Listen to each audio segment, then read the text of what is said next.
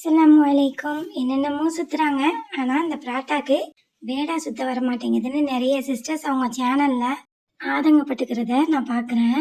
சில சிம்பிளான டிப்ஸை ஃபாலோ பண்ணாவே சூப்பரான லேயர் பராட்டா நம்மளாலேயும் செய்ய முடியும். மாவுக்கு தேவையான அளவு உப்பு, ஆயில், தண்ணிலாம் ஊற்றி நல்லா பிசைஞ்சு 1 மணி நேரம் ஒரு 2-3 டேபிள் ஸ்பூன் ஆயிலில் பராட்டா மாவை ஊற விட்டுக்கலாம்.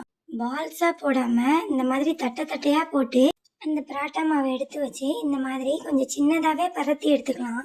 இப்போ இதை எப்படி வீசுறதுன்னு பார்த்துடலாம். லெஃப்ட் ஹேண்ட் சைடு விரல்களை மாவுக்கு கீழே விட்டு ரைட் ஹேண்ட் சைடு விரல்களை மாவுக்கு மேலே வச்சு லைட்டாக இந்த மாதிரி கார்னரை இழுத்து இந்த மாதிரி வீசினாவே சூப்பராக எக்ஸ்பேண்ட் ஆகி பராட்டா மாவு நல்லா என்லார்ஜ் ஆகி வரும்.